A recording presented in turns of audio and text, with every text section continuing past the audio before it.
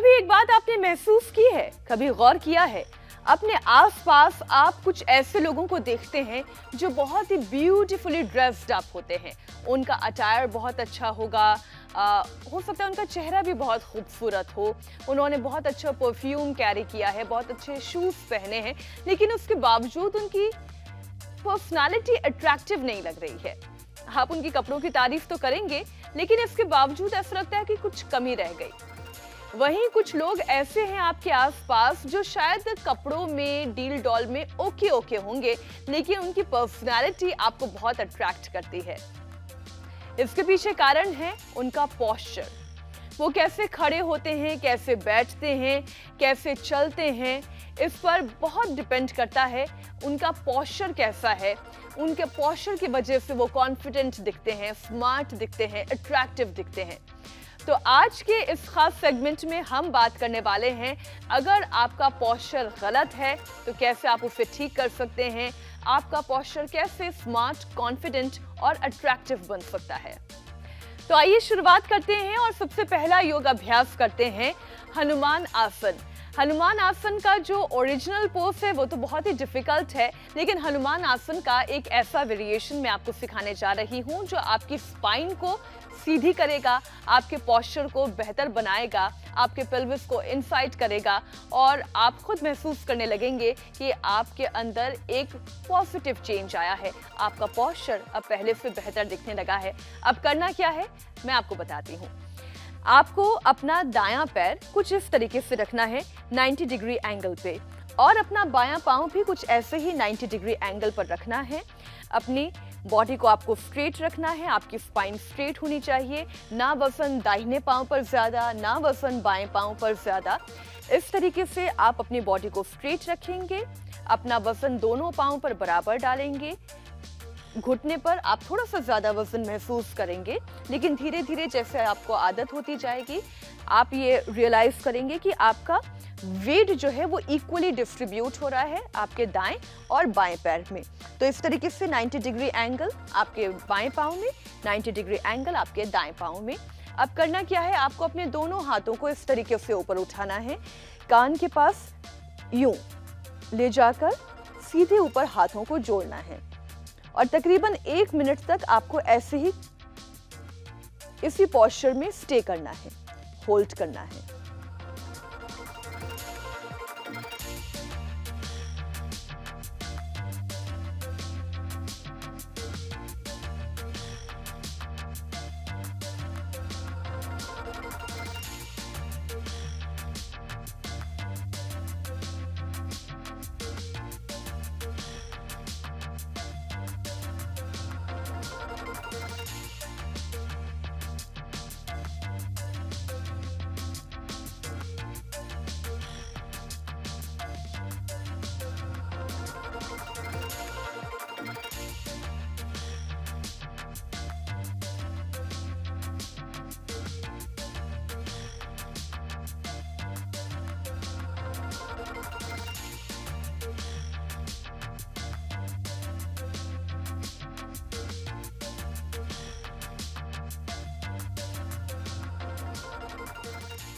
आपने देखा ना बॉडी को हमने आगे झुकाया है, ना हमने बॉडी को पीछे झुकाया है।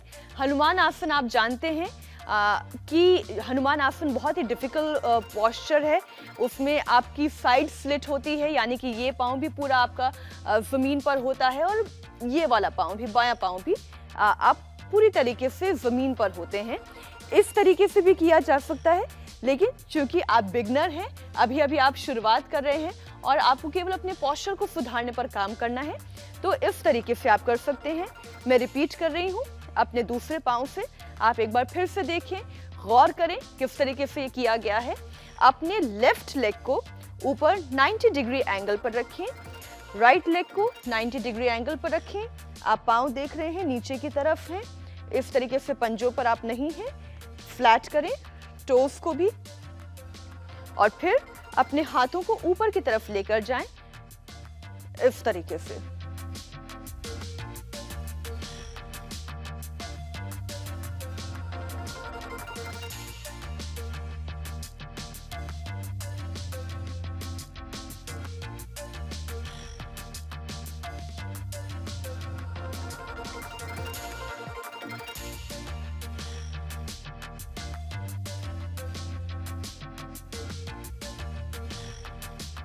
है ना सिंपल, बहुत ज़्यादा कॉम्प्लिकेटेड नहीं है।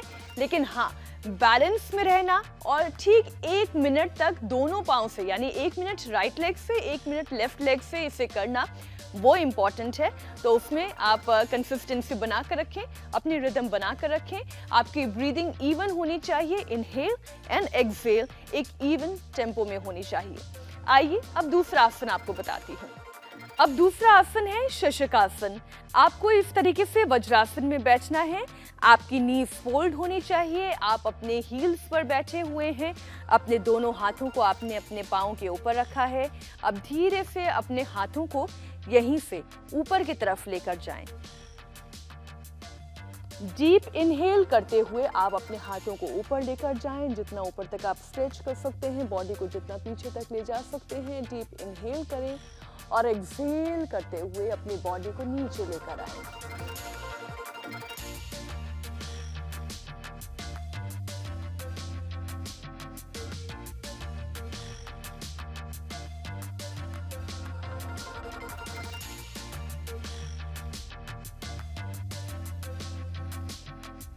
मैं दोबारा करके आपको समझाती हूँ, पोस्चर और ज्यादा बेहतर तरीके से समझ में आएगा।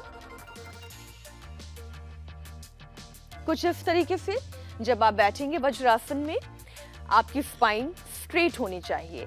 आपका वजन आपके हील्स पर, आपके पाँव पर होना चाहिए। अपने दोनों हाथों को आप अपने इस तरीके से पाँव पर रखेंगे। इनहेल करते हुए हाथों को ऊपर उठाएं और फिर धीरे धीरे एक्सहेल करते हुए नीचे जाएं।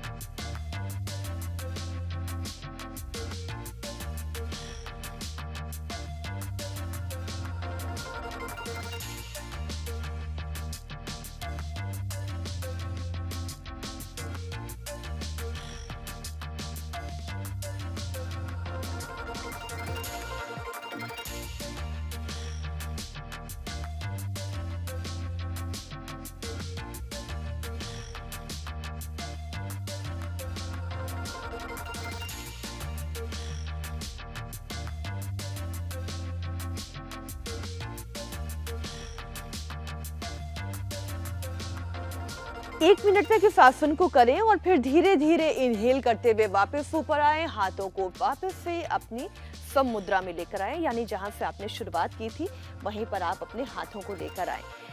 इस तरीके से जब आप 1 मिनट तक ये आसन करते हैं तो आपकी रीढ़ की हड्डी को एक रिलैक्सेशन मिलता है, एक इवननेस में खिंचाव मिलता है और साथ ही एक ब्रीदिंग पैटर्न रिदमिक होने की वजह से आप स्ट्रेस फ्री भी रहते हैं।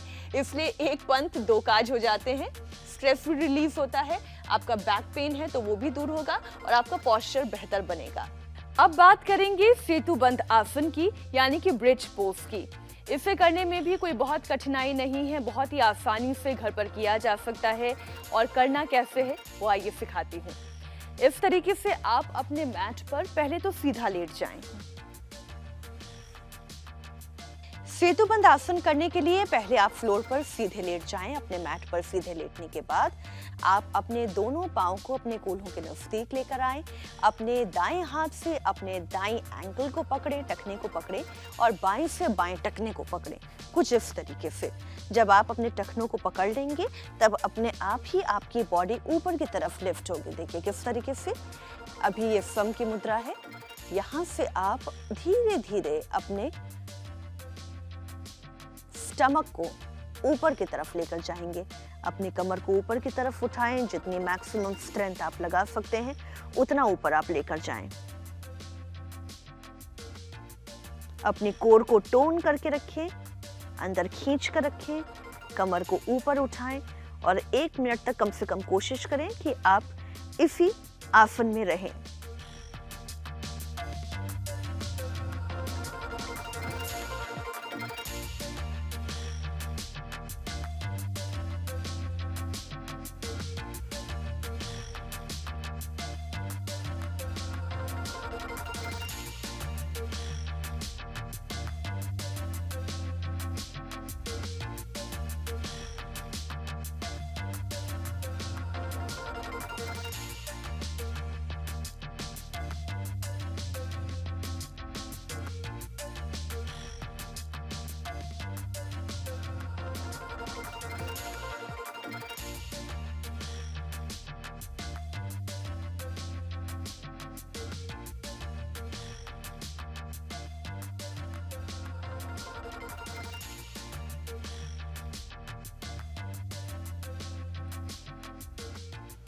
धीरे धीरे नीचे लेकर आए अपनी कमर को। अब जो बातें ध्यान देने वाली हैं, जिस वक्त आप अपनी कमर को ऊपर की तरफ लिफ्ट कर रहे हैं उस वक्त अपनी नेक को बहुत ज़्यादा इस तरह से दबाने की आवश्यकता नहीं है। अपनी नेक को स्ट्रेट रखें और जब आप अपनी कमर को ऊपर उठाएंगे, अपने स्टमक को टक करेंगे यानी अपने कोर को टाइटन करेंगे, उस वक्त आप महसूस कर पाएंगे कि आपके थाइस के इस पोर्शन पर और यहाँ पर आप एक खिंचाव सा महसूस कर रहे हैं। जब ये खिंचाव आएगा आप ये समझ जाइए कि आप इस आसन को ठीक तरीके से कर रहे हैं। यहाँ पर खिंचाव आने का मतलब ये है कि आपने आसन को ठीक तरीके से किया है। शुरुआत में हो सकता है आप अपनी बॉडी इतना ही उठा पाएँ, थोड़ी और प्रैक्टिस करेंगे बॉडी और ऊपर उठेगी। जैसे जैसे आप इसे और बेहतर करते जाएंगे बॉडी और ऊपर जाती जाएगी। तो ये तरीका है सेतुबंद आसन करने का।